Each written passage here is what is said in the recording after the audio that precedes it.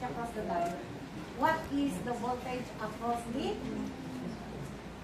resistance? Okay, so what will that be?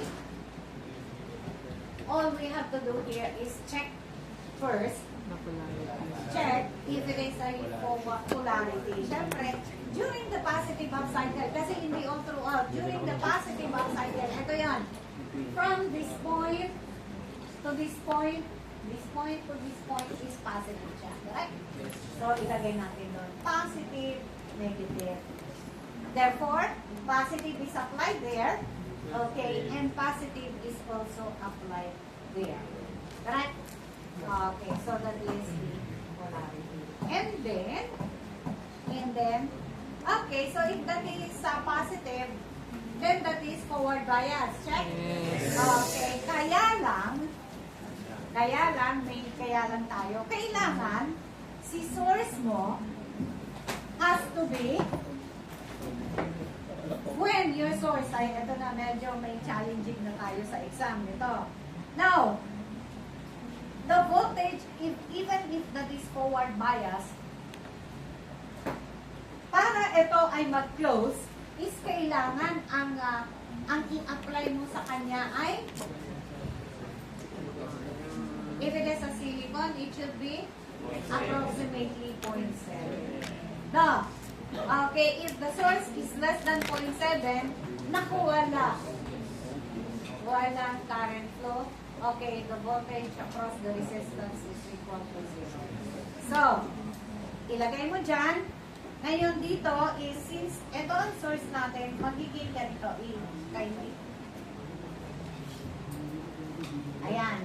At cycle, when meron na tayong Vs is less than 0.7. Ayan. When the voltage Vs is less than 0.7 class, what happened? Ayan, kasi it is a changing value yung VI natin. Get that? Okay, so, kaya tayong may condition. Kasi si Vs, it is increasing. Now, according to the waveform, there will be a point in time that this is less than 0.7. Correct?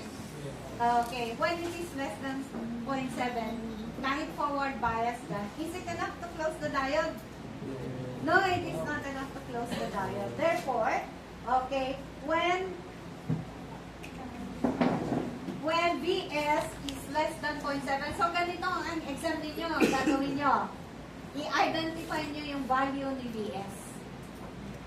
When Vs is less than 0.7, okay, the diode is open. So what is the voltage across the resistor if this is open? 0. What is the voltage across the resistor when your voltage source is less than 0.7? 0. Kasi you are disconnected from the source. And what is the voltage across? Nakalagay na, hindi ko tuloy matanong kayo. Okay.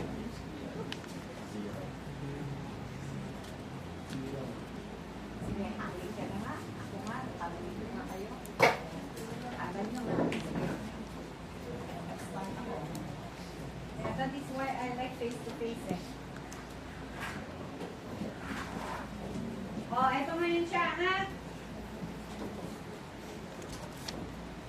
And then, let's say this is your source. Okay, and let's say this is your Vs. Can you see it? No? And then this is your diode. And this is your, okay, resistor. This is your R. And let's say the voltage across this one is, we call this one VR. By the way, to differentiate your, if it is a DC or AC, is kino-cursive ko ang AC. Pag DC, capital letter lang na diretso. Hindi siya cursive. Okay? And what is BB? Ayan, like this. Ayan, during the exam, you are required to draw everything. Ano ang parameters? Okay, this is your source, this is your DS. Okay? With respect to time to, ito ang given. Ito siya. And it is something like this. And let's say this is 10 volts, for example. Di ba it is a changing value? Oh, okay, next. Okay, so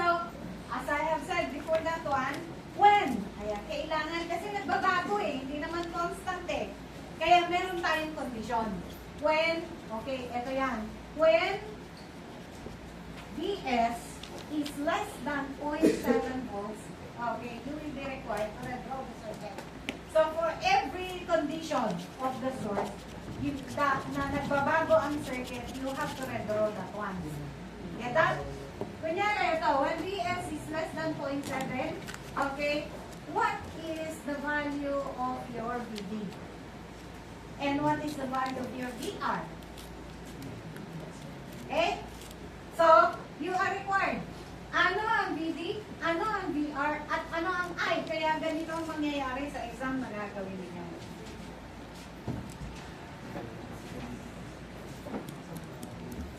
Sana mag-perfect din yung BC, mag-perfect din yung BC. Dahil pag zero, wala na naman. Okay? Ayan. So, eto yan. Ang gagawin nyo sa exam kasi is i-drawing nyo what is VR, VD, no?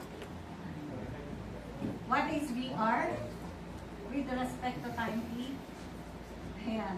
And what is I? The current flowing. Obviously, this is a series circuit, so the I is plain high. Kaya, pag dinesignate ko si I, ganyan. Cursive kasi, small letter with respect to time T. So, ito-drawing nyo yan yung label. Okay, dyan naka-label yan. So, in other words here, condition yan. May condition na ganyan. So, when Vs, kasi it is a changing value, di ba? Hanggang 0. Okay, so when Vs is less than 0.7 volts, what happened? It is an open circuit. So, all you have to do here is draw this one as an open circuit. Okay? And what is the polarity here? Purple. This one is positive kasi half the time is positive. So, this one is positive, negative. This is positive, negative. And then this is your Teo. VR. And then this is your VD.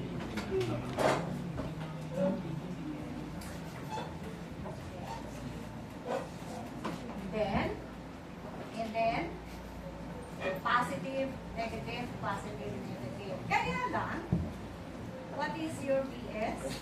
Your VS here. But when that is less than 0.7, ito yan. Kunyari, ito yung 0.7. Di ba this is increasing voltage? So let's say 0.7 is somewhere here. Ayan. Ito yan. 0.7. Ayan. Ilalagay nyo sa exam na ganyan. Hinahanap ko yan, class. Pagka hindi ko nakita, walang points. Okay? Ayan. So, ibig sabihin, this portion hanggang dito, it is less than 0.7. That value is 0.7. 0.6, 0.5, 0.4, and 0. Okay? Now, the point here is, if it is less than 0.7, what is your VR at that time? VR is equal to? 0. What about current? 0. Kaya, if I'm going to plot this one class,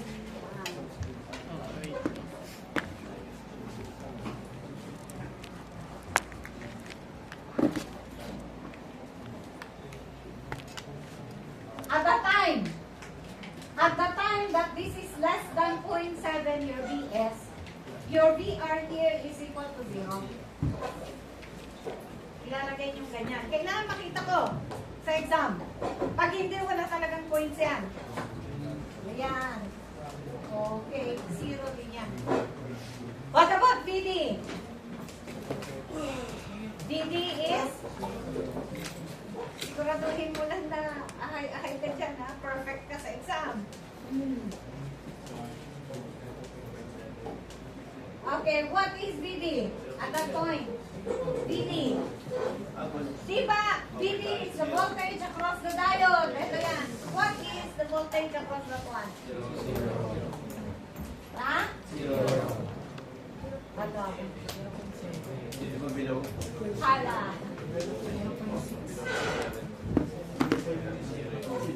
Oh, okay, below 0.7, hindi ba?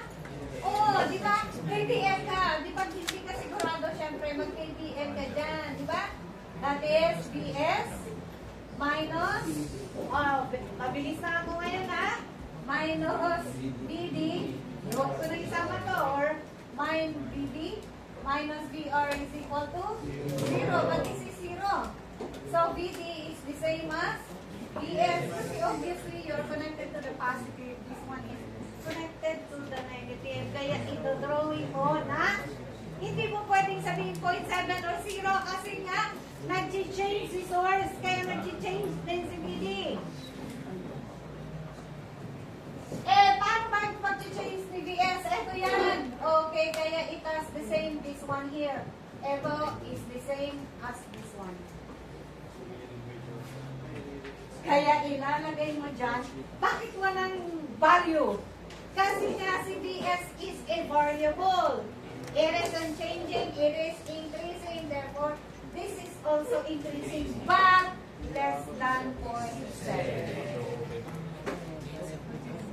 Okay? Now, of course, your VS is keep on increasing. There would be point in time that your VS is, kaya meron kayo dito, number 1. And then number 2, when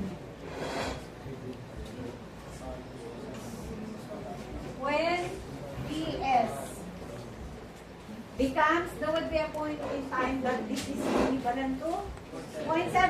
So, ayan yan. So, in that case, if that is 0.7, when your source, yung source yun ha, anong nangyari sa VR? Anong i-value dito? Pag ito ay 0.7, drawing natin. If this is VS is equivalent to 0.7 volts, okay, this is your VD, and this is your VR, correct? Yes. Eh, di ba ito ay positive? So, this is positive, negative, and this is your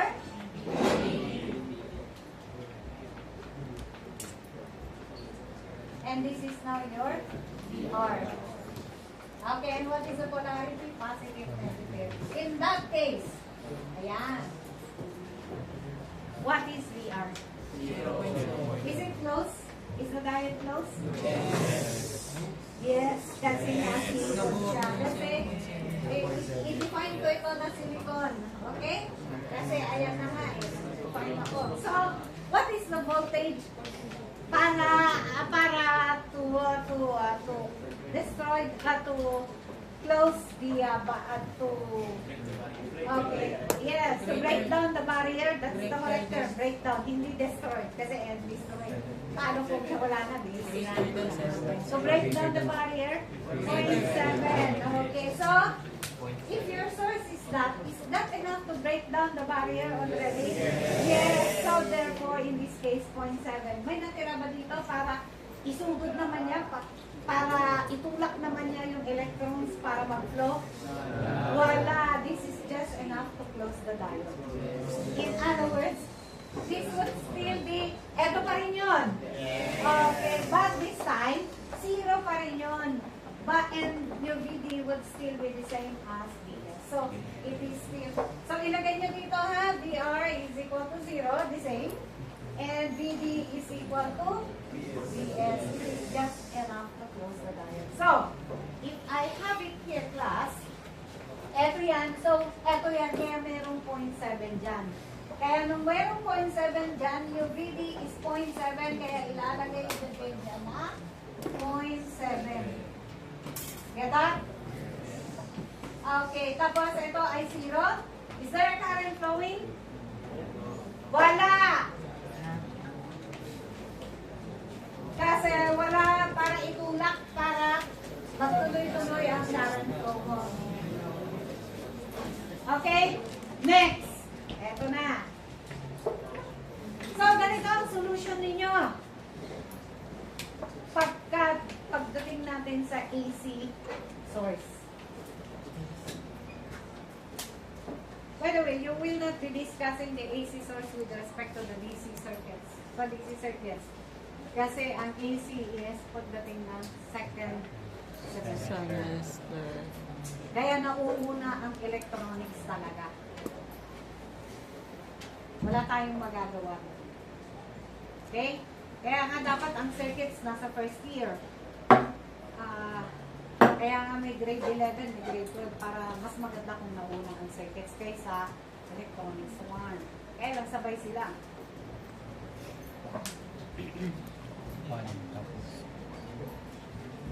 Next.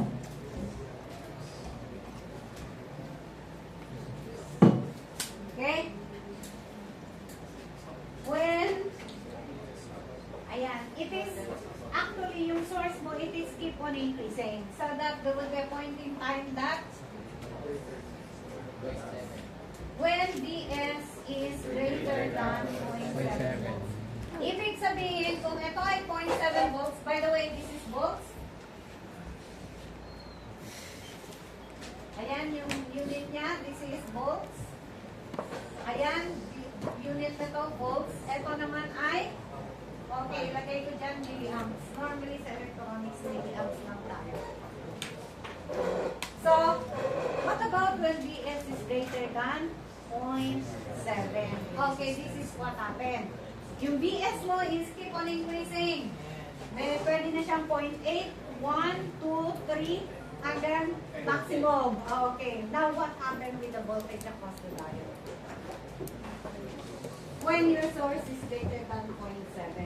Redraw again the circuit class.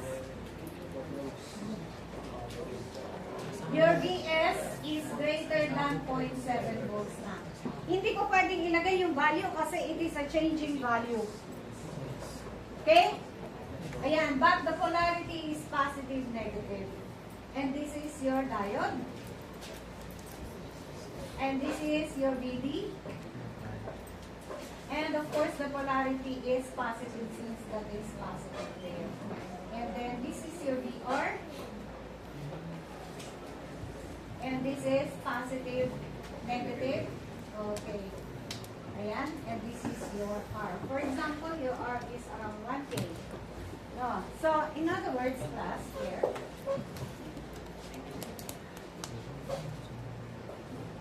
Ayan.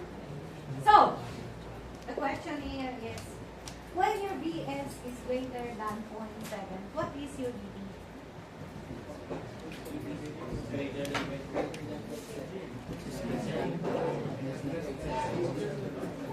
What is VD? When your Vs is greater than 0.7? Ha? 0.7. Good, 0.7 pa rin. Sabi ko naman sa inyo, we will use the second approximation. Hindi siya nag-increase. Once it is closed. Did you get that? Yes. Once it is closed, it will not be increasing the voltage across the diode. So, that is what is good about the diode. So, it is voltage across the diode would be your VD, okay, is now equal to 0.7 constant. Get that? As long as it is closed. Okay, lalagay ko dito, diode close. Diode close. Okay, diode is open.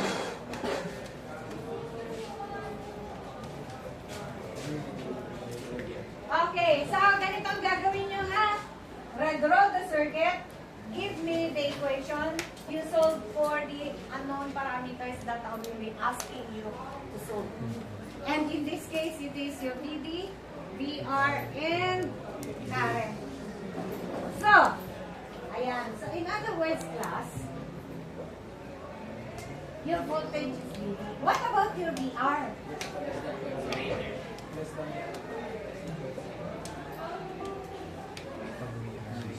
Ay, naku. Here in this class, tignan nyo si source. Di ba si source is increasing? Okay, eto siya, hindi ba? Eto siya. Eto kasi ang source natin, it is increasing. And then, when it reaches its maximum point, it is decreasing.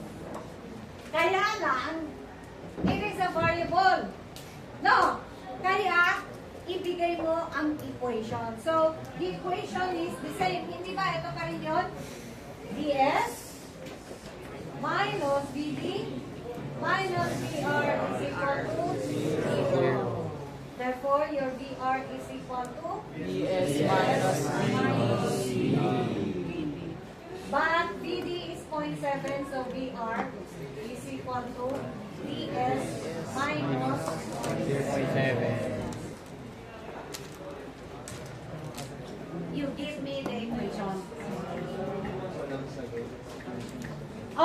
ngayon, ito-drawing nyo din yung waveform. Ito kasi this is varying.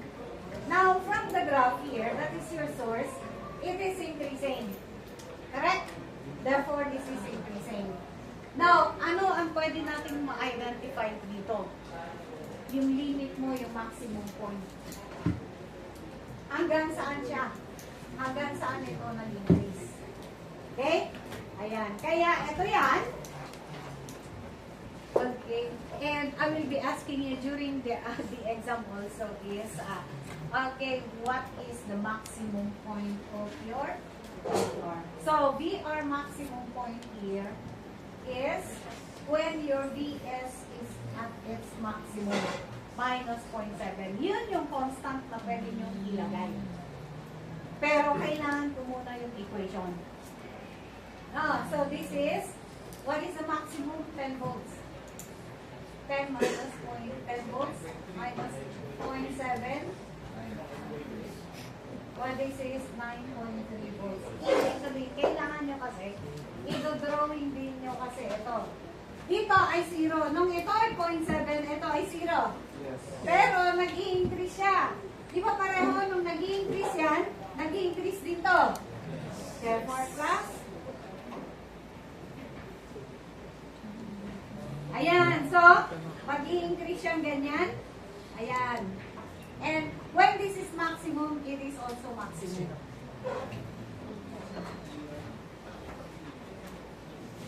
Paano kung nagdi-decrease na? Yung source. Yes, you. Paano kung nagdi-decrease yung source?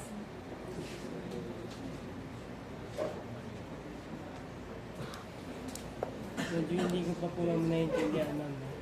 Ano lang hindi mo naintindihan doon? Yung sa, ano po, sa source po pa po. Kaya kailangan gising ka. Get up? Huwag matulog. Pwede kong naiintindihan mo. Alin dyan ang hindi mo naiintindihan? Yung source, alam mo na yung source ay changing. Yes, ma'am. Okay, ano pa? Ang hindi mo naiintindihan.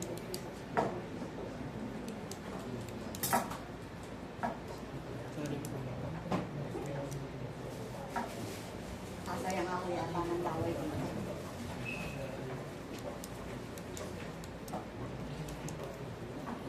Kaya ayan ang ayoko sa online.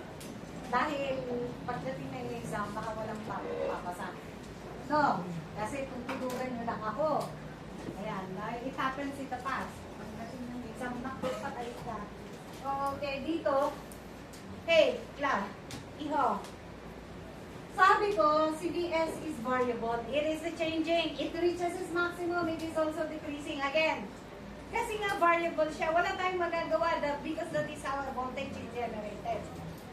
It has a sign, okay, characteristic. Meaning to say, 0 according to its angle, di ba? Theta is WT. 2 pi FT. Okay, that? So, T. Angle. As the angle changes, okay, the voltage is varying also. Bakit? Angle kasi pag ganyan siya, 45 degrees, 90 degrees, okay, sin 90 degrees is maximum point. Okay? That is how the voltage is generated.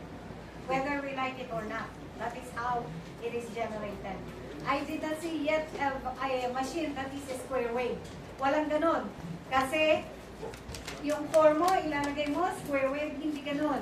The maximum still, the best pa rin, na design ng generator is a circular. Kaya, dahil circular siya, wala tayong gagawa na the voltage that is generated has this form. Okay? Kaya ngayon, ang tinatanong ko sa inyo, if that is the source, what is the voltage across the diode? What is the voltage across the resistor? Kasi nga nag-change si voltage source mo. Yun yung inaalam natin.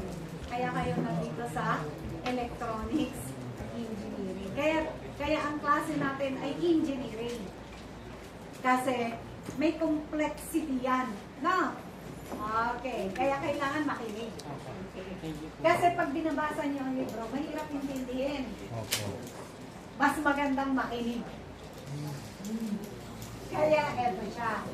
Ngayon, when it reaches its maximum point, it is decreasing. Your VS is decreasing. So, what happened? This is your, eto siya si VR mo, di ba? When this is decreasing, your VS is decreasing, kailangan nagdi-decrease din si VR. Kasi saan naman siya kukuha ng lakas? Eh, si VR ay lakas yan. No, lakas na tumutulak para yung electrons ay tumakbo. Get that? Yes. Kaya kung mas mahina yung source mo, yung force ng source mo, syempre mas mahina din yung ina-apply sa kanya kasi dyan niya galing sa source yung ina-apply mo sa kanya, component. Yes. Kasi out of the source, may pupunta dito sa diode, may pupunta doon na puwersa. Okay? Kaya, ganito siya. So, in other words, when your VS is decreasing, ito lang yung tanong ko sa iyo. Kasi ito nga yung formula natin. Kaya, when your VS is decreasing, your VR is also decreasing. Okay. Anyone? Anyone? Okay, it would be your next. This is not a joking matter, class. I want you really to learn. Yes? Kung ang VS mong decreasing, ang VR mong nagdi-decrease, ano nangyayari po sa current? Para siyang joke. Your current? Okay, very good question. Ohm's law. Your VR, hindi ko yata pala na isulat, di ba? Kasi 0, 0 no? Your VR here is equal to I multiplied by the resistance. Therefore, I is equal to VR over R. Now, sinabi ko R is 1K, hindi ba?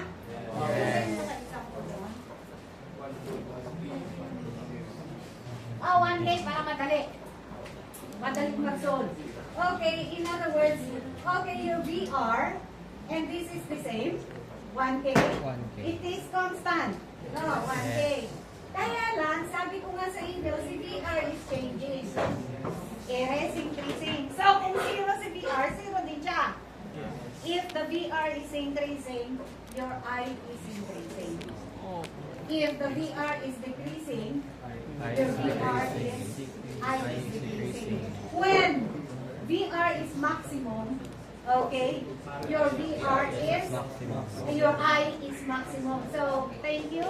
Kasi, hindi ko naiasa na isulat. So, I maximum is equivalent to when VR is maximum. And it is 1 kilo ohm. And this one is 10 volts divided by 1K, or this is 10 amps. Okay. Thank you. Very good. So, if I have this one here, ayan, ito ay maximum. Kailangan i-identify mo. Ito.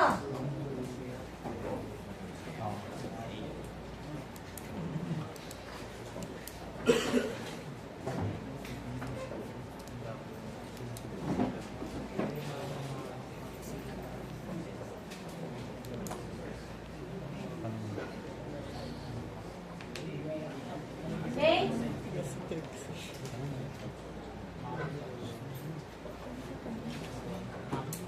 Yes. Hindi po ba yung VR po na maximum is 9.3 volts na?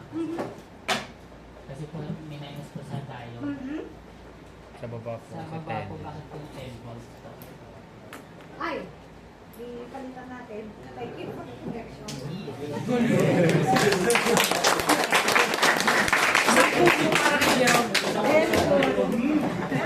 Idol ko yan eh. Galing tayo. Naitapon nila.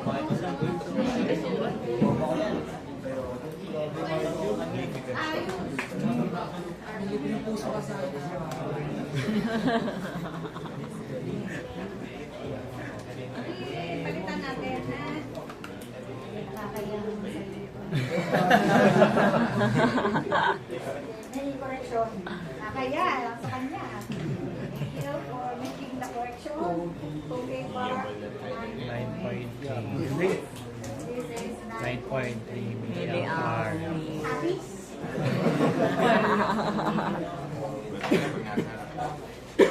Okay, going back to this one.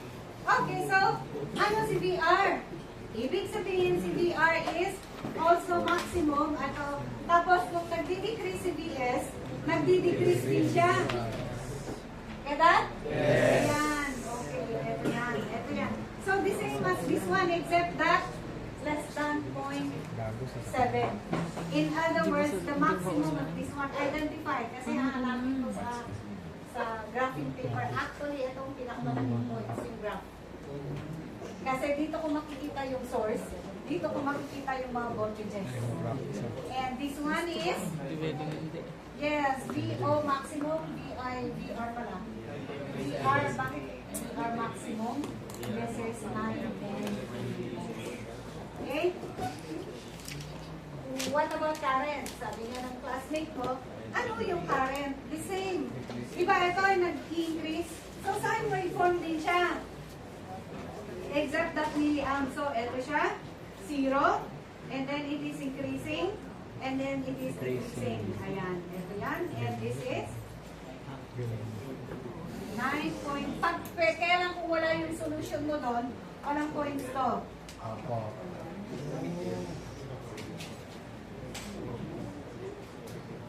And that is what happened.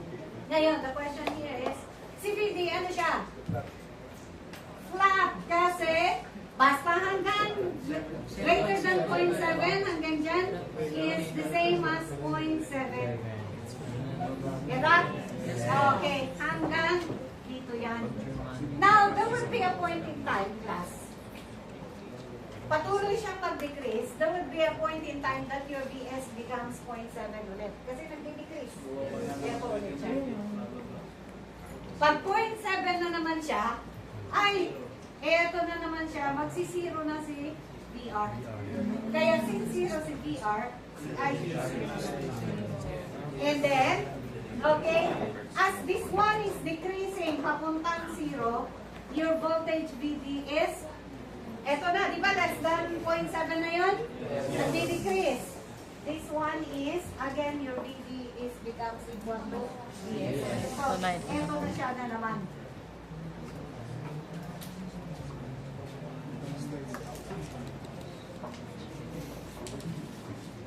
So, you know what to expect during exam, ha? Ganito yun. Ganito ang gagawin nyo. So, para mas madali siguro sa inyo, at huwag kayong paligoy-ligoy matagal dito kasi baka hindi kayo umabot sa waveform. So, eto siya. Okay, the same hanggang 0, eto yan, your VD is now equal to the same as your VS. Okay? And then your VOR is equal to 0. Eto ulit yun. VR is equal to 0 ulit. VR is equal to 0. The current is equal to 0. And this is now your solution during the positive half cycle.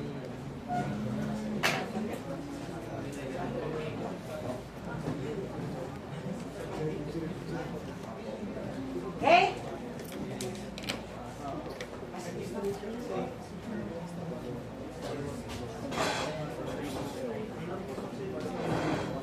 Next. Next class. What about during the negative half cycle? Isa pa lang tayo, dun sa kalahati. Kalahati ng voltahe mo ay ito. Ito naman siya. So, anong gagawin natin? Okay, is negative half cycle na tayo. Every half the time, okay, your voltage, it has a negative polarity. So, in other words, okay, ilagay mo dito, positive half cycle, para madali kong mahanap. Positive half cycle. Okay? Negative half cycle. Kaya kayo na sa engineering ay dumaan kayo sa exam, di ba? Kasi hindi pwedeng lahat pwede sa engineering. Did you know that? Hindi lahat pwede. Kasi kailangan it's a little bit of an IQ. Kaya kung wala talaga kayong naiintindihan sa mga subjects nyo, baka hindi electrical, hindi ka para sa electrical.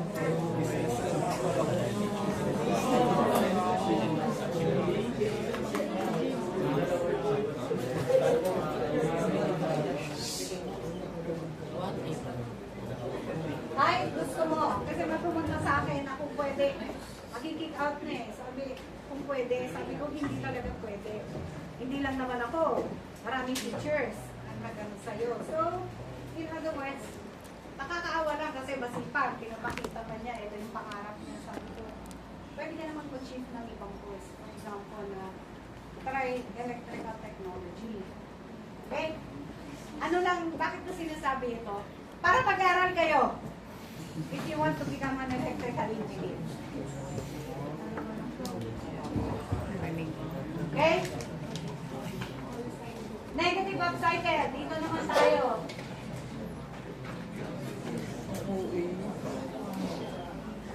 Ayan, this time your source is this one, di ba? Ito na siya. And ito pa rin si diode. At ito pa rin si resistor. Ngayon, ito si diode. Let's say, ito pa rin si VD. Ito pa rin si VR. Makinig kayo. Ito pa rin si VR. Ngayon, and then this time around, negative up cycle, ito na siya eh. Nagpahit ng polarity. Wala tayong magagawa doon. Kasi nasa kabila na umiikot. Kaya ito yan, negative. Therefore, negative is applied here. Here, VD, negative. Okay, positive na dito. And then this one is positive. Positive, negative. In that case, yes, I like that. Basta as long as it is this one. No. Okay. Kaya lang mamaya na lang. Tabay-tabay ko sa akin. Mamaya, sasagutin natin yan. Ito naman. Ngayon, negative with respect to the P material. Oops, what happened? Reverse bias. Okay, paano kung 100 volts yan? Magka-close ba yan? Kahit anong gawin natin, hindi magka-close yan. Unless nasira na siya. Sumabog na kasi wala ka na sa rating. Pero other than that, this would be, will there be a point in time that this would close? Wala. During the negative half cycle. Because this will always be negative with respect to the P material. You understand? Kaya ito yan ay open. And then, if that is open, ito kasi siya eh. Ayan, in-emphasize ko pa na nandyan siya. So, if that is open all throughout, what happens to VR? What about current? Ayan, kahit walang equation, wala akong nakitang equation, pero nakita ko yung circuit. Okay, this is the correct answer. What about I? Zero. And what becomes of VD?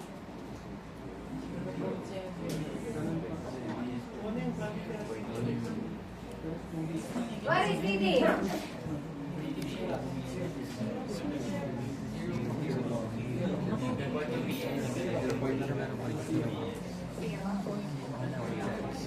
Zero ba in-apply ko dyan? Paano kung ito ay 10 volts? 10 volts, zero ang okay. Ano dapat? Ha? It is? It is? Okay, kung 10 volts ang itong source ko, ano yung voltage ko? Ha? Pag ito ay 5, anong in-apply ko dyan? Oo, kasi it is a changing value. It is not 5. The maximum ang identifiable mo lang sa kanya yung 10 volts. Kasi it is an increasing and decreasing. Did you understand? But since VR is equal to 0, if you do KBL, mag-KBL ka lang ulit pag hindi ka sigurado. You understand? Okay, so mag-KBL ka dyan. So that is negative. Negative Negative BS BS, beginning reference. plus Positive AB. Positive VR is equal to 0. But this is 0. So what happened? Transpose this one to the other side. Get that? When this is increasing, this would also be, because this is increasing. When this is decreasing, therefore this is decreasing. Ano lang ang pwede kong i-identify dito? kailangan may limit ka. Hanggang saan ba kalaki? Hanggang saan kalaki yung maximum, ano ang pwede niyang maabot na voltahe? Yun yung maximum point na tinatawag natin na VD is maximum when VS is maximum. And this is maximum at 10 volts. Kaya ito yan. So in other words, class, in other words, class, ito siya. Your VD is the same as VS. Kaya i-identify mo yan na this is, alangan na 10 volts to, alangan na 12 volts yan. That is not the sine waveform. 10 volts din yan. So in other words, identify this one and say, this is now 10 volts. Okay, and this is your VD maximum. Now, what about your VR? During the negative half cycle, may voltahe ba? So, what about current? Zero. This is the complete solution. Now, ano ang gamit niya ngayon? Ano ang gamit nito? Ang gamit nito, if you try to take a look at the output, di ba ang sinabing output ito? Ito. Okay. This is your source. Input is AC. Kaya lang, pagdating sa output natin, ito. Anong ginawa natin? Blinak natin yung half, okay, component. Negative half cycle. Para, ang current mo is polarity. Polarity ng ito mo is always positive. Positive during the positive half cycle. Wala siyang negative. Hindi ba ito kanina? Hindi ba pag resistive load lang yan? As compared that if it is a resistive load, when this is positive, positive siya. When this is negative, negative siya. Anong ginawa ko? Dahil may diode dyan, blinak ko yung negative half cycle. So, walang voltage output during the negative half cycle. Kasi, ang direction mo, pa ganyan, tapos ginanyan natin. So, all throughout the cycle is, pa ganun ang current flow mo. Ganyan lang. Isang direction lang. Except, of course, zero kasi ito, zero pa naman. During the negative half cycle, wala kang current flow. Okay, so it becomes a rectification. We call this one rectification. Ang rectification, change from AC input to a DC output. That is one good use of a diode. So this is what we call rectification. Rectification circuit, and this is what we call half-wave rectification. Half-wave. Pwede pa naman kaya. Ay, sorry.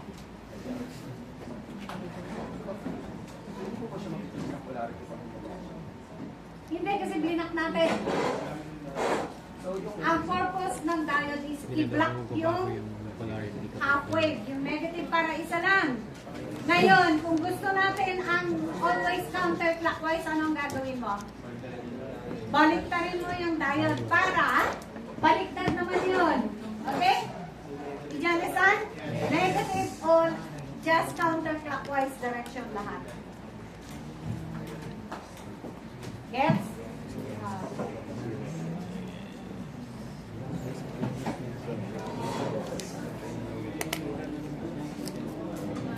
At ito ang solusyon. Pinakita ko na lang sa blackboard, hindi ako nasatisfied yan. Ready? Okay?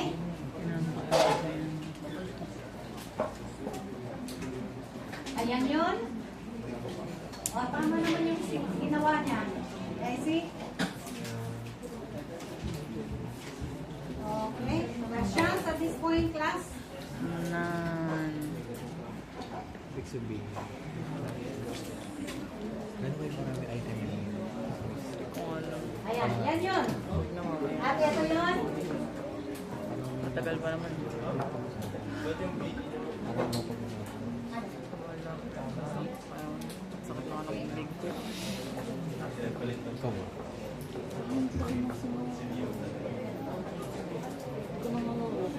Nightmare ko kaya ako sa loob. Okay? Mas Next. nightmare ko siya kaysa sa... Nasanay ako kasi. May sakit ko. Pinakamalala ko sa buko.